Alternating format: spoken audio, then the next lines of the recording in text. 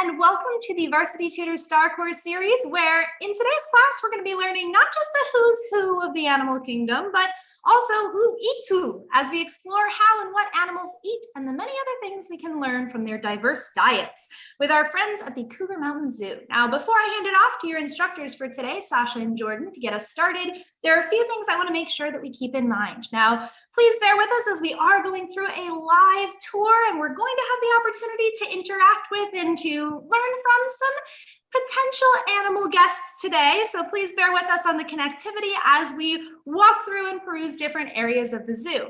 Now, we're also going to have the opportunity for some questions throughout today's lesson. Sasha and Jordan may have some questions for you, and you'll probably have questions for them as well.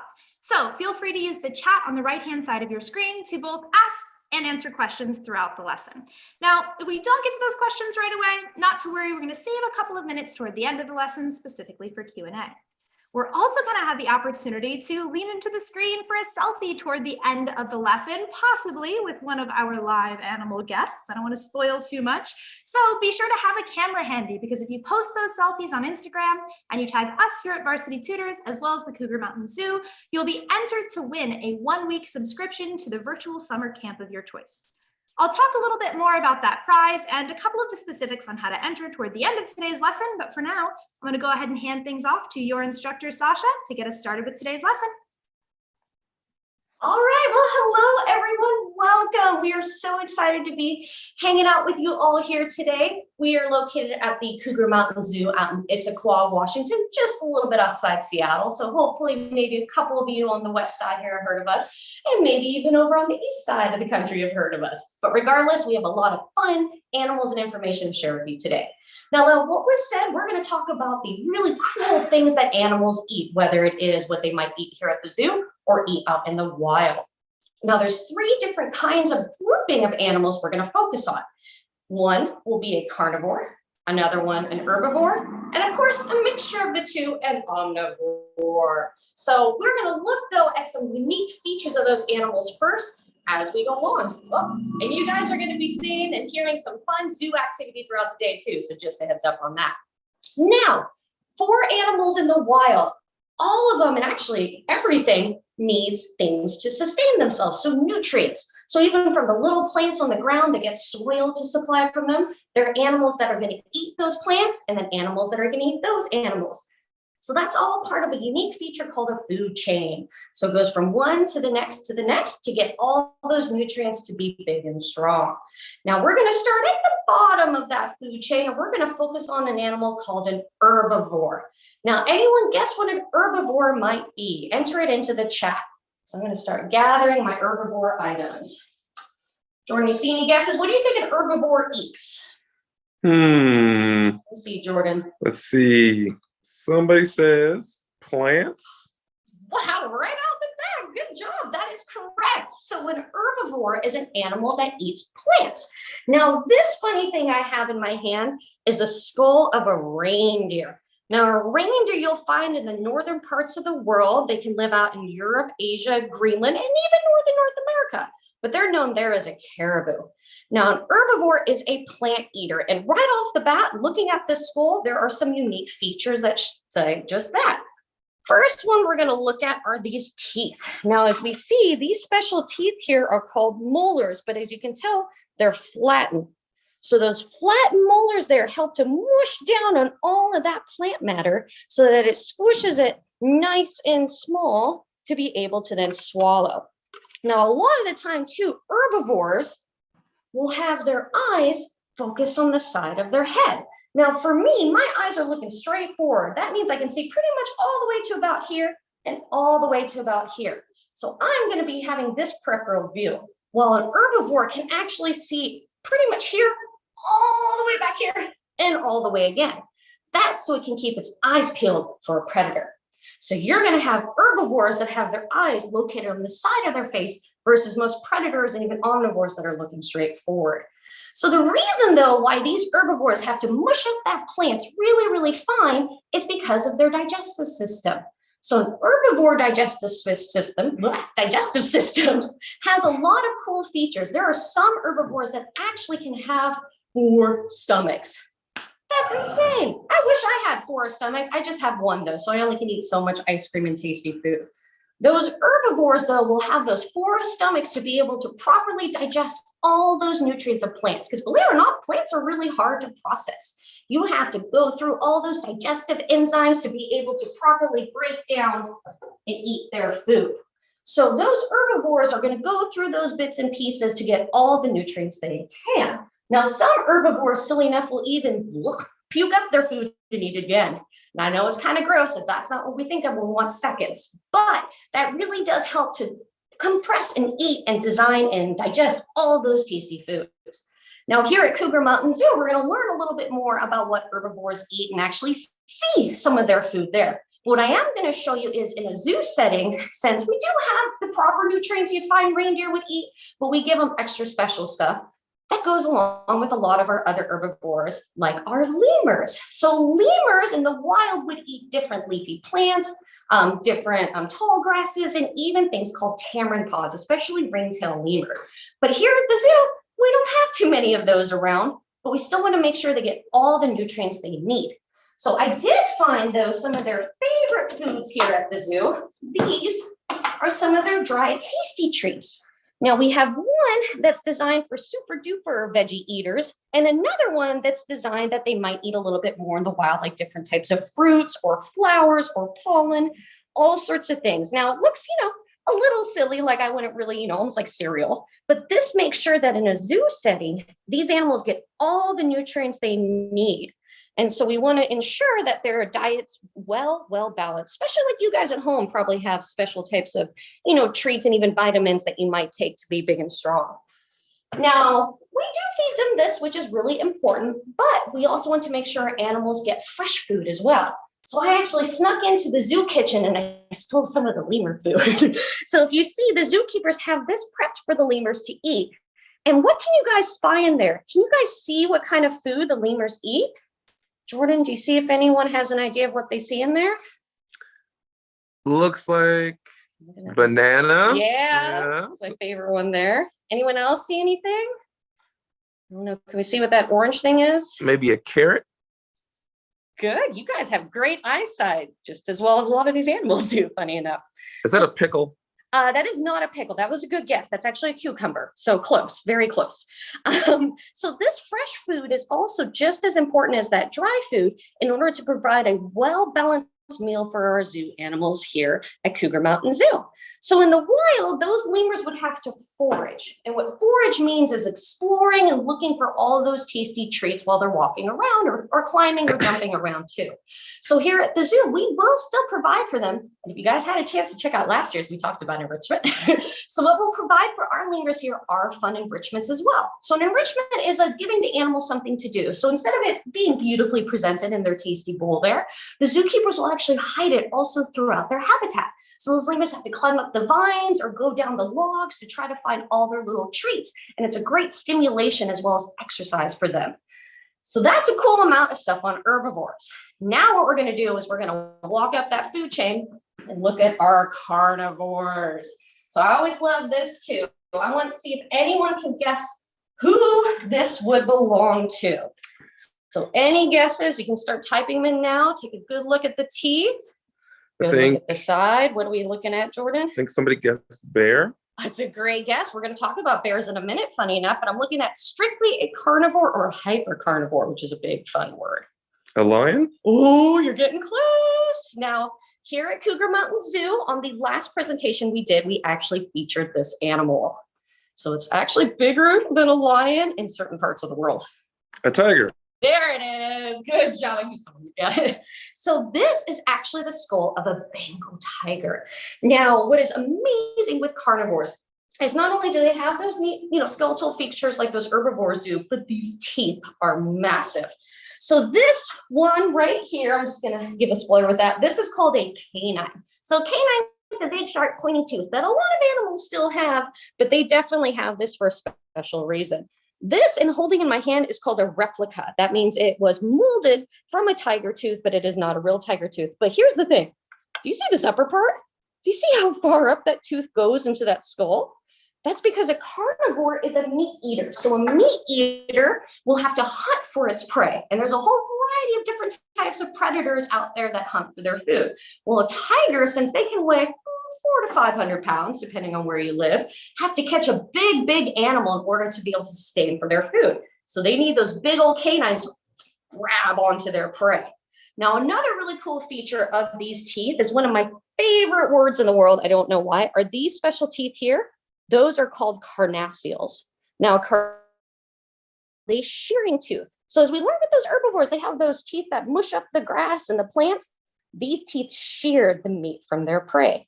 Now, in the wild, a tiger has to eat a lot of their prey to be nice and happy. They can eat almost 80 pounds one time sitting eating their meal. That's like the biggest Thanksgiving meal ever. And so they need these big old shearing teeth to be able to get all that meat from their prey and also chomp on the bones from the prey too, because that has all their nutrients. Now, here at Cougar Mountain Zoo, our carnivores get a really great diet that has everything they need. So it's still just meat, but it has extra special stuff in it that makes them nice and healthy. So they also do get bones though 1 day a week, and they'll chomp on those bones to help clean their teeth, so make them nice and shiny. Now, we talked about though with the me being able to look straight ahead.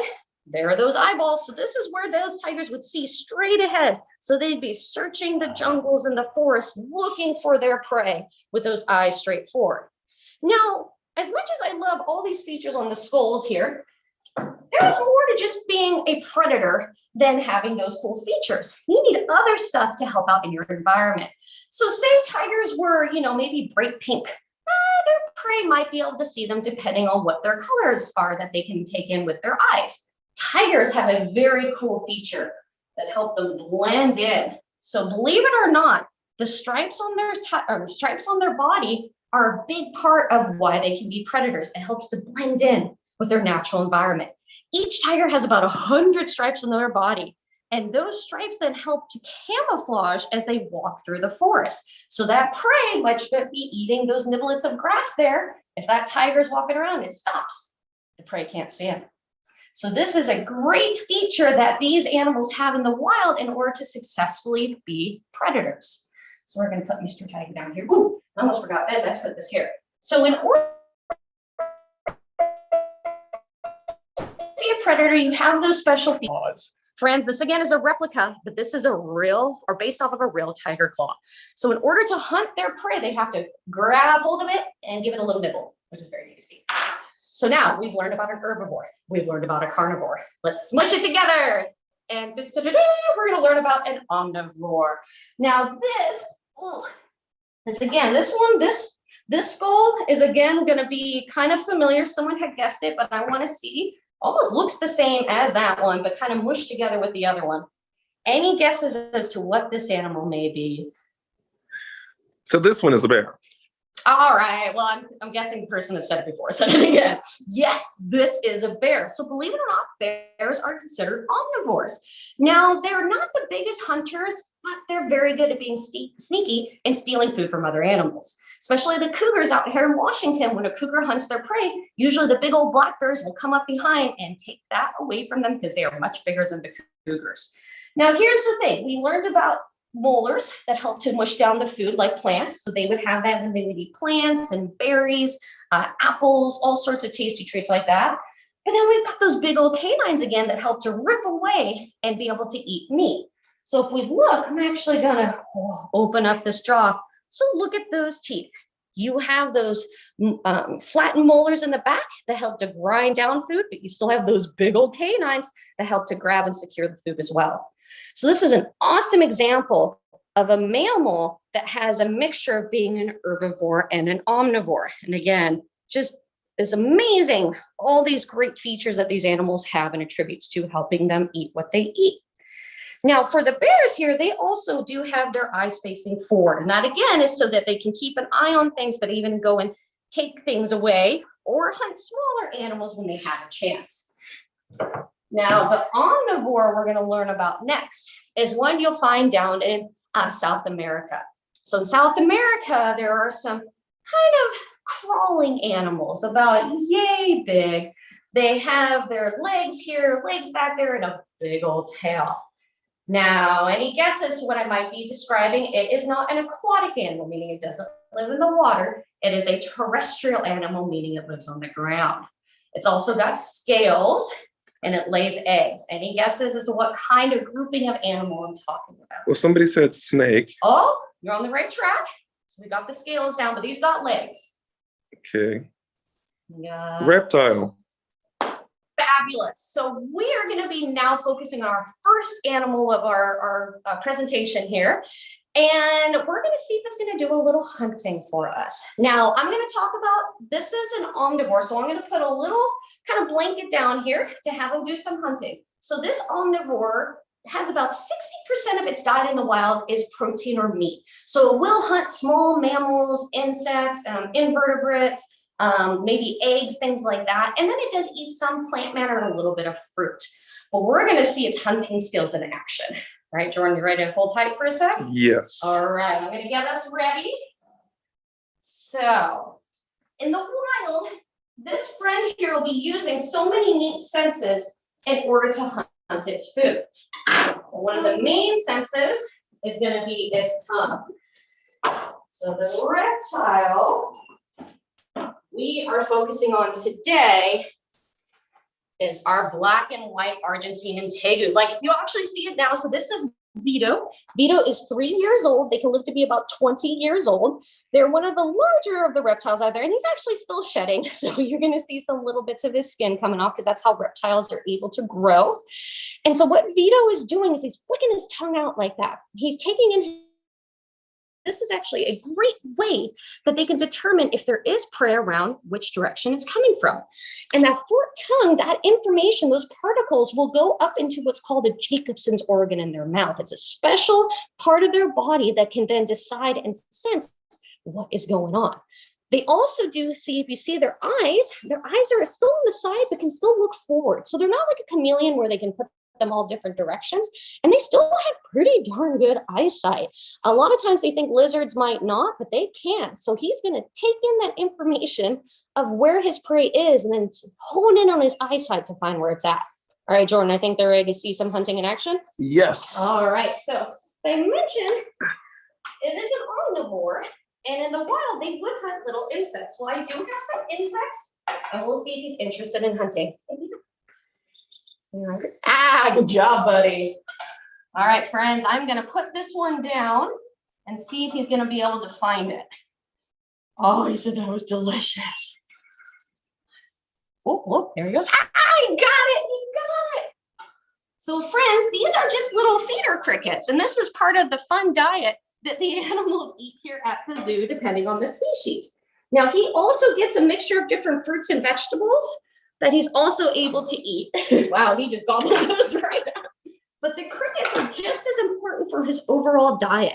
So he's going to be looking around, seeing if he finds any other items. And he goes, nope, I think I caught all my prey. Now, in the wild, when they are searching for food, they'll dig through the dirt, they'll go on top of the dirt, and they don't climb too high up trees. But it's a great way for them to be able to find and use their senses to find different kinds of food. Now, Vito here is just under 3 feet long. The boy Tegus can get up to 4 feet and weigh, I believe, over 5 to even 10 pounds. So he is still growing. He loves to explore, and he's actually being trained to be an animal ambassador. And during the summertime, he's going to be able to go down to parts of the zoo and visit guests. So it's really exciting when we can utilize these special animals here to teach all of our friends about these neat creatures around the world. All right, Vito, you got your snack? You ready to go? He says, yes, it's time to go look at the new animal. All right, Jordan, I'm going to put our friend away, and then we'll switch around. Okay. All right, you guys, we're going to transition into another animal here. Sasha's going to take the camera here. Yes, hello. My photography skills are lacking, but it's fine. Okay, you guys, we're going to go outside now, and we're going to go and see what is the next animal. Let's head on out there. Bear with us. Hopefully the connection doesn't see how it goes. So the next animal we're going to go see is actually an herbivore. And I'm going to use my keys to open the gate because Zookeeping stuff happens if I know how to open a gate. Let's see here. This is what they train us at zookeeping school, everyone. Learn how to use keys. I got it. You got it? All All right. right. Okay, we're we're gonna go in there and see a special herbivore, you guys. They're one of my favorite herbivores, especially here at the zoo. And we're gonna talk a little bit about the kind of food that they eat. Once we get in there, we have some special, what do you think animal it is? I think I might have given it away on the screen, but that's okay. Oh, did you? Oh, okay. But yes, there it is. Reindeer. Good job. Observation skills. There we go. Gonna go inside and hang out there. It's okay. Let's go. This is why I don't camera work. Come on, everybody. Sasha, you got the door behind you? I do. Okay. Whoa, look at those deer. Reindeer pals. Gonna toss them some of this stuff. These are just branches with different leaves on them. So, as you can see, they're hanging out right here. Ooh, this one's mine. This one's mine. Okay. All right. So we have our branches here right in front of us. The reindeer are on the move. So reindeer are a special type of livestock. They are a special kind of herbivore because they specialize in certain kinds of foods. As Sasha mentioned a little earlier about reindeer, they tend to live in more barren, dry environments. Not very, there's not much green around. It's usually very small amounts of greenery. Sorry, we have a reindeer behind that's very sad we're not sharing. So Jordan's going to give him some treats because that's important. There we go. Share. Sharing is caring. So it's pretty barren out where these guys live, and they live in rocky tundra areas. So it looks just like this, especially in the summertime. A lot of rocks, not much green. So what they specialize in is something called lichen. Lichen is in the moss family. This is a little bit dry, so it looks a little bit like that. This is actually how the reindeer will get their moisture, and because there's not many pools of water around, right? So all the condensation and mist and everything gets soaked into this lichen, and these guys will get well fed just off of the lichen. So here we have the couple females here in front of us, and the rest are coming on the way. There might be a special surprise here in just a moment. I'm going to hold this piece of branch just to make sure if they come on over. Sasha, is this Willow? This is Willow, yes. Willow. So look at that. Oh my goodness. That's our baby, you guys. He got startled. He got a little startled. He'll come over here in just a moment. But anyway, let's talk a little bit about the reindeer. So reindeer are a very special kind of livestock. They're the only deer species where both boys and girls have those things growing off their head. Do we know what those are called? There's the baby. What those are called? We have one guest thinks it's a horn. Not quite a horn. That's a very good guess. So horns and what those are called they look similar. I think it just popped up. What you got? Antler. Antlers. Very good. Horns and antlers are two different things. So these girls, they have antlers on their head. What antlers are basically just bone, whereas horn is from a special kind of protein called keratin. It's the same thing that your fingernails and your hair is made of, right? So with their antlers, they're made of bone, and on top of that, you see this little fuzzy stuff, this little dark brown stuff. That's called velvet, and that's just a layer of skin. And underneath that layer of skin, there's actually blood flow. The blood that goes through that allows the bones to grow even healthier. And here's one of our other girls. Hey, Phoebe. Joining the herd. She's joining the rest of the girls. So as you can see, they look a little matty, right? So they're going through a seasonal change. In the summertime, they have not much hair on their body compared to what they have in the wintertime. In the wintertime, they have 17,000 hairs per square inch all over their bodies. In the summertime, it's roughly about 4,000 hairs per square inch. So it's still a lot. The average human, just so you guys can know, the average human has about 2,000 hairs per square inch on their head, unless you're me, when you have like 3. Because I'm bald. That's an issue of mine. I deal with that. Don't you worry about it. All right. So with these girls here, you can see they're going ahead and chomping down all these precious leaves because they are herbivores. They're using those flat teeth to grind down each of the pieces of leaf. And sometimes they have these special lips that are equipped to strip some of the bark off of those branches. because they have to make sure they get all the special nutrients. Like if you see this piece right here, relax. No. So if you look closely, what she just did, to see that fresh green strip there, she was able to use those little grinding teeth and peel back all of the bark, because there's much more nutrients in there for them as well. Because greenery leaves, slobbery leaves don't have much. They don't have much nutrients as it is, so they have to eat a lot of it, especially with that lichen we talked about. And they use those specially designed teeth. Cool thing about them, they actually don't have upper teeth in the front. They only have lower teeth in the front, and then the top and bottom in the back, those grinders, those molars. The reason what they call in the front, they have what's called a dental pad. That is so they can pull up the grass and the lichen much easier out of the ground. So what they eat here, let's talk about a little bit about what they eat here. So we don't really have like an endless supply of lichen, right? So what we do, we have to supplement that for them, make sure they get their nutrients that they require. They get grass hay, like you would almost feed to a horse or to what else? Cows, things like that, right? Other hoof stock. But we also have something to make sure we cover up those nutrients that they're missing.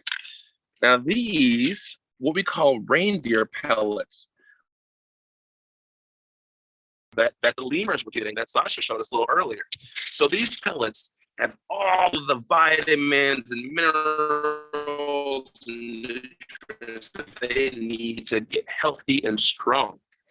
Now let's talk a little bit. So one cool difference between the boys and the girls is their antlers are starting to get a little bit bigger than the girls. The boys, their antlers get bigger than the females. They also have this special added bonus to their antlers. It's called an eye guard. It's this big piece that comes down in the center of their face to protect their eyes when they're battling other males for the right to be with females. But other added bonus of that eye guard is actually they'll use it to dig into snow to get down to the grass and the lichen that's buried underneath feet of snow. So it's pretty impressive. As you can see there, look at them enjoying that. They are a herd animal. So this is what they would do in the wild. They are really good at sharing. Sharing is caring 100% for reindeer. It's because if the herd is strong, or if everyone's fed, the herd will be strong, right? Hello. Very good. We have a reindeer friend saying hi. Is this Reindeer? That is Reindeer. Oh my gosh, he's a giant. So This was our baby from last year. He was born April 23rd, 2021, and he's already almost as big as the other males. He is a giant. He is going to be a really big, strong male. Another cool thing I want to talk about their antlers is that each reindeer set of antlers is unique to them. No two reindeer have the same antler pattern. It's almost like a fingerprint. Researchers actually use those antlers in the wild to identify each individual, so they know who is who. Almost like if I were to commit a crime, I would use my thumbprint, and they would know me. But I would never commit a crime, you guys. Yeah. Ever. Awesome. That's what police do. All right, so we're gonna move on to the next think so. thing. Yeah, we're gonna go find our next animal friend. Okay, So we'll take the camera. thank you. We're heading on out of here, you guys. Everyone say goodbye to the reindeer. All right. Thank you. You bet. So we're gonna head and make our way to our next area. Now, this animal does have to leave a special spot to come say hi. So what we're gonna do is while they're on their way, we're gonna talk about some other items. Hi, keeper. Hello. Say hello to one of the zookeepers. So here at Cougar Mountain Zoo, we have a variety of different species, and we try our best to utilize them for our education programs here. So our main mission statement is conservation through education. And so, looks like we're getting ready. Wonderful. All right. So they are on their way out. And so, let's see, she's just getting settled. And so for us here, having these animal ambassadors is really important for us to be able to even go to different schools or do special programming here. So as they make their way out, we're going to give them a little bit of space so that I can talk about them.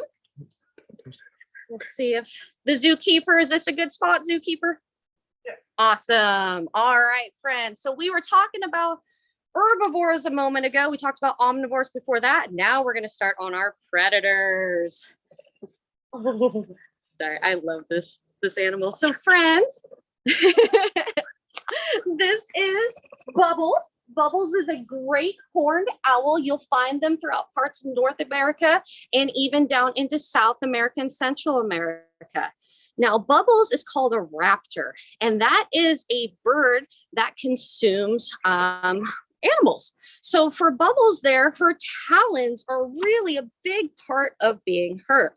She actually has about 300 pounds of force in those talons. And being, again, a carnivore, she needs those big old talons to be able to hold on to her prey. So her main prey in the wild would be different types of rodents or rabbits or even snakes and lizards if she can get some hold of. See those? And I actually have a little one right here just to see that dimension there and just how sharp those talons can be. Now, for Bubbles here, she does get a special meat-based diet, but the zookeeper does have some treats. Let's see. They do. So if you all want to see, there's a, oh, and I'm going to be quiet because I love when she talks. Now, watch as Bubbles ate that. She did not chew it because birds do not have teeth. So she has that very fancy beak. It's all right. Those will be treats later. Very fancy beak that does help to take off pieces from her prey. And then watch as she swallows it whole. So that is an amazing feature that a lot of raptors have, especially those owls. And for them, when they eat those pieces, some of it's digestible and some of it is not.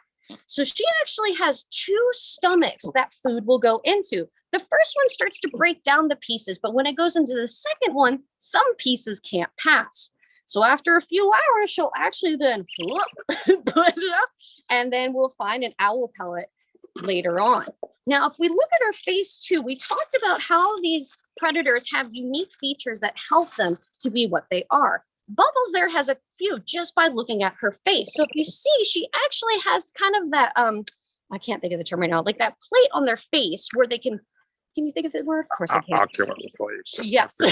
So what's neat is that helps to navigate sound, and her ears are actually asymmetrical, so the holes. So here is a replica of her face, and those eyes are pretty neat too, because believe it or not, she cannot move her eyeballs around in the sockets. They can go 270 degrees to look around and find their food. Now, Bubbles is nocturnal. So for her, she'd be hunting more of those critters at night. And they can actually fly so quietly, you cannot hear as they approach. So she has very unique feathers that enable her to be able to silently fly and grab her prey. Now, one last cool feature before Bubbles is probably going on her way are her tufts over her head. And then I'll show her treats after that. Those are called horns, but those are actually just little feathers.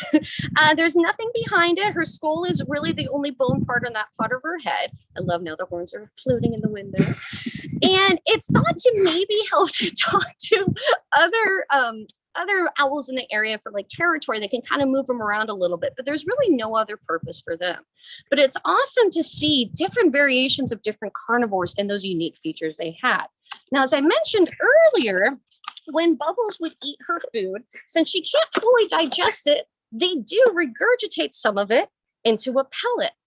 Yeah, you good? There we go. Sorry. Jordan's got his own pellet. Jordan's gonna maybe later show us, but for now we've got an example here from us.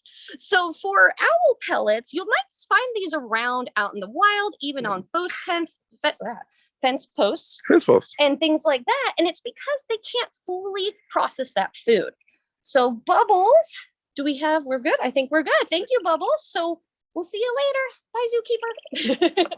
So Bubbles, though, after she would eat different types of foods like mice or rats. Yes. Sorry, just one last word from Bubbles. Mice or rats or even those rabbits out in the wild, they're going to leave a present behind. So what I thought real quick before we go find our last animal, let's open up an owl pellet. So friends, I am doing this with safety gloves. because even though this has been sterilized, this item has been in an oven and has cooked all the icky stuff away, I still want to be safe. So owl pellets, again, are composed of items that cannot be digested. Can anyone guess what Bubbles could not digest? What part of animals do you think Bubbles couldn't digest? Do any guess that you see there? This one's kind of a harder question. Bone. Oh, see? Good job. So friends, a neat way that even biologists can look through and try to determine what these animals eat in the wild is by looking in these pellets. So if any of you are a little bit squeamish, might be time to close your eyes for a moment, but we're literally going to break this up and see what we can find inside. This is literally Sasha's favorite thing. It is. I'm sorry. Oh my gosh, look at that. So I am already finding little skulls. So this is definitely a rodent skull. So look at that treasure. Look what we just found. Look what we just found taking a peek inside. So the reason I know it's a rodent skull are because of those teeth, but look at all those little bones as well. So here are those, oh, there's another one. Here are those fragments then that Bubbles can't properly digest. So as a carnivore, you still have some pretty awesome digestive systems, but it's not as intense as an herbivore. It is what is called a simple digestive system, meaning when they eat their food, there's a lot of things they can't break down. Is there also fur in there? There is. It's mostly fur too. So it's going to have a little bit of the stomach contents as well as a bunch of that fur, which is hard to process. Now, they'll still digest it a smidgen. And that's because fur actually contains a very special nutrient called zinc. There's another skull that you'll also need as a carnivore to be nice and healthy. Oh, look at that. Look at that.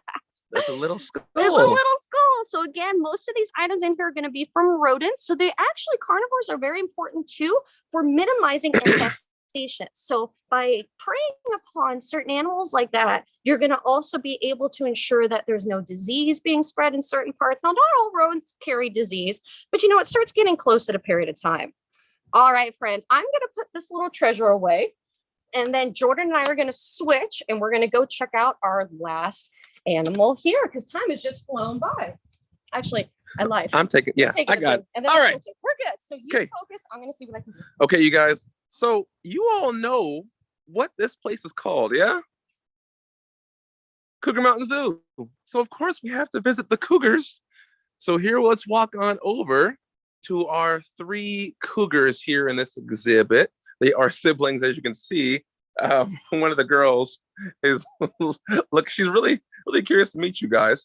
This is Kira right here in front of me. She's very curious to know what's happening right now. She knows something's different. And then her brother Miksha is off in the distance. So Sasha is going to toss a couple enrichment items in to watch that predator instinct. Let's see what goes on. Let's see.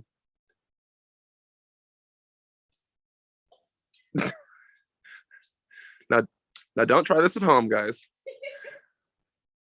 And no. Okay. Oh, here we go. So predators are really drawn to movement. It kicks in their instincts to try to figure out what is happening. Right now, Sasha just tossing in a couple of pine cones mixed with a couple scents on there. So she's seeing. So look at Miksha. Look how he's focused. He's like, ooh, the movement is happening. So Cougars are ambush predators, meaning they like to wait and hide in bushes. Oh, ambush, bush, haha.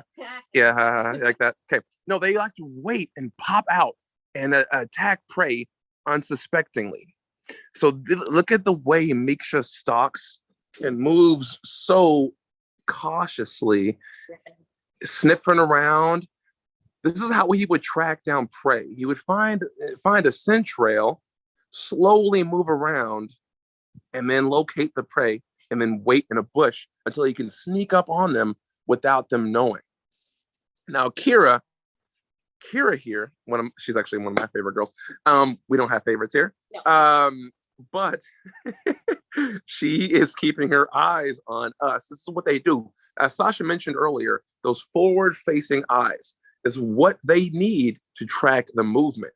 Their eyes are pretty impressive. They work a lot better than ours, especially at nighttime. You saw, Miksha found one of the pine cones over there. He chewed it up.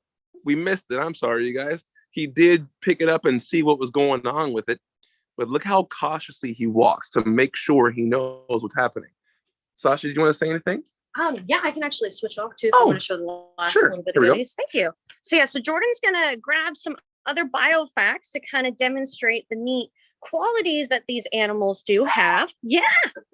Yeah. And so that was them saying hi. Oh, because Kira noticed that Jordan went and grabbed something. Okay. So one of the first things I want to talk about, you guys, is their ability to be sneaky. They're very, very quiet. And that is because they have these special designed feet with really soft paw pads. So these paw pads give them the ability to almost have quiet, like almost like a rabbit foot, right? Like who am I thinking of? Bugs Bunny, right? He's very, very sneaky, right? So with these paw pads, that gives them the ability to walk very lightly without stepping on leaves and crunching leaves and sticks and branches and different things like that. They also don't walk with their claws out. They have retractable claws. So this gives them the other ability to make sure that they have that stealthy walk. sorry, we got one right there. So I had to show us. He just snuck up without even realizing it. That is how quiet they can use. Oh, it looks like Kira's looking for the pine cones too. Mm-hmm. So that's awesome. So here was one of the, this is the replica? Yes. So this is a replica claw. So basically imagine that these claws are inside of that, of that paw there. Whoa, wait a minute. How are we doing this? Oh, there it is. Like that. It would be like that. Shame on me. So basically these are withdrawn in there, so retracted in there. So they have silent feet. All right. Let's talk about the fur color a little bit here and what allows them to also be stealthy.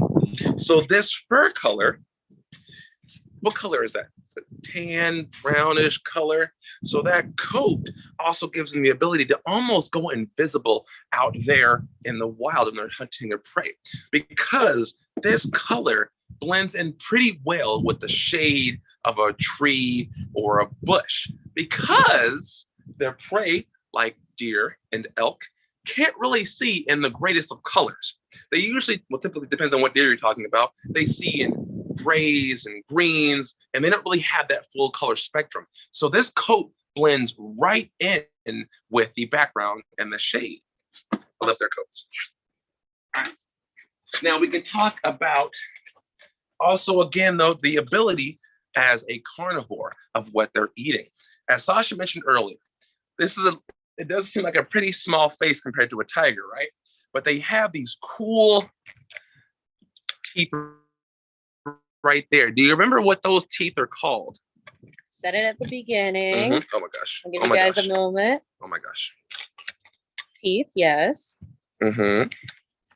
It's slightly misspelled, but canine. Canine. Good job. So they use these canine teeth to grab onto prey whenever they are chasing down and attacking the prey. And they use these teeth here. This was the hard word. I'm going to go ahead and say this one. But these are carnassial teeth, which are the shearing teeth. They use these to rip off the flesh of whatever meat they are going after. These little guys here don't get much love, don't get much talk about. Those are also basically to help with grabbing. Surprisingly, those itty bitty teeth have a lot of strength in them to be able to grab and hold onto their prey. It also helps to pluck the fur and feathers too from their prey. There you go. Are we out of time?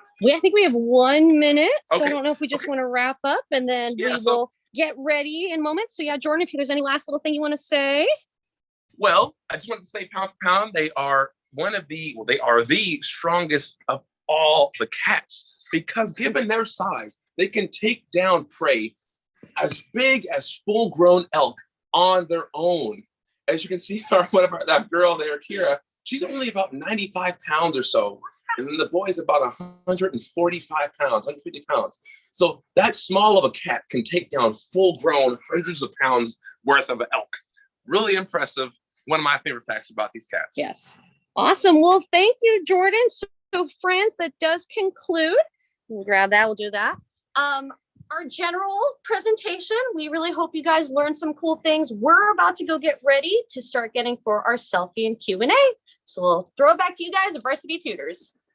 All right, now as we're headed back over for our very special selfie opportunity, in case you didn't get a chance to snap any photos so far, as a quick reminder, we'll want to lean into the screen and pose for our selfie. And if you post those selfies on Instagram and you tag us here at Varsity Tutors, as well as the Cougar Mountain Zoo, you'll be entered to win that virtual summer camp subscription. So it looks like we're going to be rejoining our friends from earlier and get the opportunity to snap a very special selfie with them. So whenever you guys are ready, we'll turn it back over to you so we can learn just a little bit more about our friends here in the reindeer enclosure. All right, so we'll see if we can get one of our deer to come say hi. If not, oh, we got someone munching over there. We'll give it a shot. You want to come over here and say hello? Or maybe Rainier will come back in. Rainier? Okay, let's go say hi to Rainier. She gave them most of their treats. Yeah, Rainier. I'm not coming for you, little one. Oh, how about Raylan? Hi, Raylan. So friends, Raylan right now actually has a harness on his face. He's in training to be able to be assisted. Oh, wait, here we go. Here's our selfie moment. Here's a selfie moment, you guys. Go ahead and get that screenshot, that picture of two adorable boy reindeer. We're getting those shots. Oh, here's the up close. He's ready for his close up. And you saw how he just gobbled down that treat there. They're still working on those branches there too. Very good. You guys are getting some good shots. You can see all their fur shedding too. Like Jordan said, they're losing 17,000 hairs per square inch. Hello. I don't have anything. Yes. All right. Thank you. Hi. Oh, and one cool feature too, their noses. I always like to talk about the nose. So yeah, one last fact too, reindeer noses. So reindeer actually have furry noses. That's because when Jordan was saying where they live, it's, you know, not much is going on up there and when it could get 60 below zero.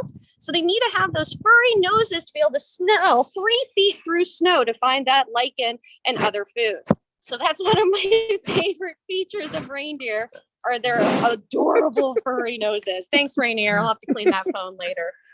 All right. All right. I hope we got some shots, but we'll be hanging out with the reindeer while we do any Q&As. That is wonderful, and I'm so glad we were able to sneak that awesome final fun fact in. Now, the first question I'm going to go ahead and handle on my side of things, and that is, can we check out this class again? And as a quick reminder to everyone, we will both have this on our YouTube page for you guys to check out in case you wanted another close-up of some of the animal ambassadors we had the opportunity to meet today.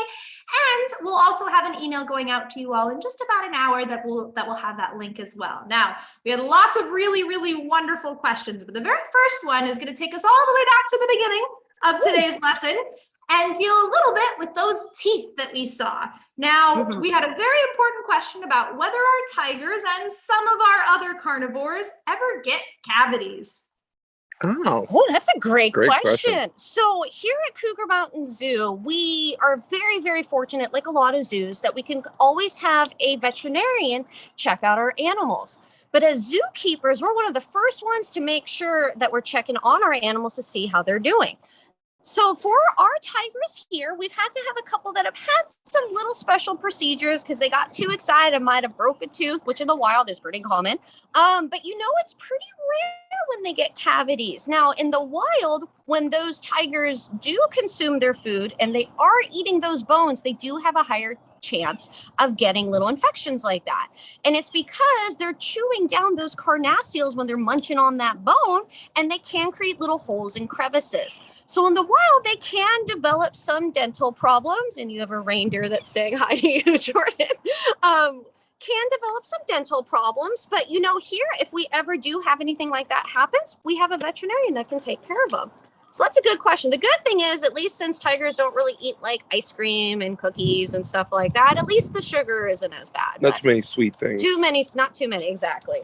No, great question. All right, so our Cougars will have some slightly different favorite foods than perhaps some of our students today. That is great. And I think kind of ties back to what you were mentioning before. They get their treats and they get their bones here and there, but it is all very, very specially situated to make sure they get just as much of all the things that they need. Now, Speaking of your keepers and the other individuals that make the zoo run, we had lots of students who were very interested in potentially a career working with animals or a career in a zoo. So what sorts of advice do you have for students who are interested in pursuing a career working with animals? You bet. I'll answer a little, then Jordan, if you want to as well, because you've had an amazing career and how you got to where you were. Sure. So I would say for me, when I was younger, in all ranges of elementary school, middle school, and even high school, any chance that I had where I could learn about animals, I took it. So I remember doing presentations about endangered species. I remember doing presentations on carnivores and talking all about how neat they were. And then when I was all done with high school, I went to college. And so I was able to actually get a degree in zoology and was able to learn more about the animals and what I can do. Now, what was even more special is through a period of time when I did get to then start working with these little friends here, I got the opportunity to go into the wild and help learn about cougars. So I was up in the mountains and I was studying what they ate and what made them a carnivore and all the food that they got to eat out there, and help put little collars on them so we can better understand them and what they do out here in Washington State. So learning about animals, that's going to be a big help, and volunteering and interning. So once you reach a certain age, like our zoo, we actually have interns come and help us out. And they get to learn all about the zoo world, not just about the animal care portion, but about the conservation, about education, even about promotions and all those important facets of working at a zoo. But Jordan, do you have anything to add? I know you. Here, we'll flip around because Jordan's done some really cool stuff too. Well, so what I would say is I've been involved with animal care in a zoo setting since I was 11 years old. That's not something that is offered as much these days, but I would just suggest that I would recommend that you try and volunteer. Do a teen program at your local zoo or at a rehabilitation center or a like a wildlife rescue place. Basically, volunteer as much as you can and get involved with the zoo world as quick as you can. So that's pretty much my route. You said everything I was going to say. Cool. So with interning and all the different things, staying in school, Mm-hmm. getting that college degree. Mine is not zoology. Mine's wildlife conservation. So Still it's just as pretty much the awesome. same thing, And I would say starting at a young age, if most zoos, I think, it's about 13, 14 is how old you kind of have to be in order to get that job. But staying in school. Very cool. Mm-hmm. Great question. Awesome. Now we got to talk a little bit about how some of the keepers and some of the other individuals working at the zoo, kind of how they're involved, but we'd also like to talk a little bit more about our animal ambassadors. So you mentioned the term animal ambassador a couple of times throughout the lesson, and you told us a little bit about what that entails, but could you tell us a little more about some of the things that Vito and Bubbles and some of the other animal ambassadors or animal ambassadors in training are doing to help students just like us learn? Sure. So basically, every animal that calls a zoo home is an ambassador for their species because their species are out in the wild, and these animals can't speak for themselves, at least in a language that we can understand. So the animals that you get to see at a zoo, they are all ambassadors in theory because they're telling their story. But the specific animal ambassadors that we're talking about are the ones that can come and hang out with us at your schools, at museums, and different locations. When we are with you in person, those are ambassador animals. And what they are there for is so that you can get an up-close look of the animal to help better develop a bond and relationship with that animal. The animal, when you're right in front of an owl, I feel like you're going to learn much more from that owl in person than an owl on TV. I feel like once you see it, you get you feel the breath, you can hear it squabbling like Bubbles was earlier. And these animals are trained specifically to be okay to hang out around people because they're so comfortable with you. They're still not pets. Don't get this wrong, you guys. We don't train them to be pets. They're not pets. They are wild, exotic animals, and in theory can be dangerous at times, depending on the species. So we as trained individuals, work with these animals to get them more comfortable with hanging out around people like you guys to learn more about what's happening to them in the wild. Awesome. Now, speaking of danger, we did have lots of students who were wondering, we got to talk a lot about very different types of animals. Any other sorts of animals that you have that at your location that we didn't get a chance to meet today, but also how you ensure their safety around one another with all these different types of animals and also with your keepers?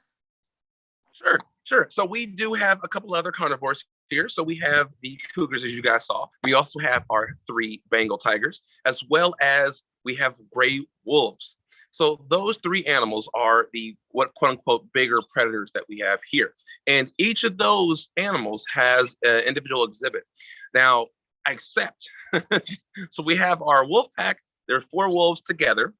We have 3 tigers, but we only have 2 together, living together, and 1 is living in his own enclosure, because tigers are solitary creatures typically in the wild, so they usually want their own space. The 2 that we have together are brothers and have been together their entire lives and are comfortable with one another.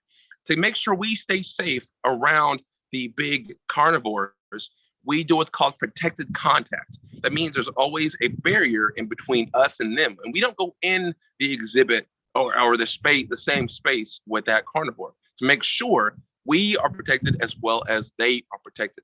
Yes, they like us. Yes, they know us. Yes, they really enjoy us. But they're still a giant, large carnivorous animal, okay, with teeth. We learn what they eat and Right. what we're made of. Right, we learn what they eat and we're made of meat. So, but still, that's getting a little graphic. But we have to make sure that we also do our specific training with the animals to make sure we have them in their own space, they're comfortable with their own spaces, and they have a routine of going on and off exhibit by, working with us around a series of protected areas.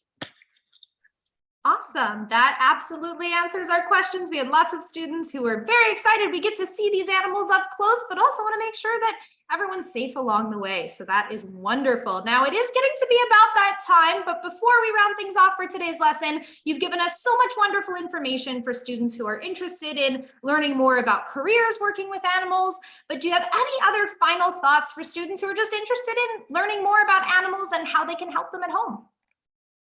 Sure. If you have any interest in learning about animals, feel free to, this is the one time someone's going to tell you it's okay to watch TV. Go ahead and try to find different documentaries or animal shows. Like, I know the wild krats are a really popular one. You can learn a lot from the wild krats. But or you can watch our videos. They're called Zoo to You. You can go to our YouTube page at youtube.com/Cougar Mountain Zoo. You can find us. We have all kinds of informational videos about animals. Jordan made them. I made them. I enjoy the video videos, so I'm a little biased. But Sasha, did you have anything to say? A really good closer? Yeah, we first off just appreciate being able to participate with you all again. Our biggest mission of conservation and through education is thanks to all of you. So doing these type of programs and these type of experiences just helps us, enables us to promote awareness of these vanishing species. So we'd say, go out and visit other zoos if you can, in your local area. If it's a little too far away, then just try to enjoy the outdoors, even go into your local park or to the forest areas. All those will be able to help contribute to learning about these species and what we can do to help them. Very good answer. Yay. Wonderful. Well, thank you so much, Sasha. Thank you so much, Jordan, and to the entire team at Cougar Mountain Zoo. Thank you to all of the wonderful animal ambassadors we got to meet today. And thank you to all of you who tuned in for asking such thoughtful questions and participating throughout the lesson. We hope to see you all back in another Varsity Tutors StarCourse soon. But in the meantime, don't forget to post those selfies and tag us. Thanks, everyone. Bye, guys.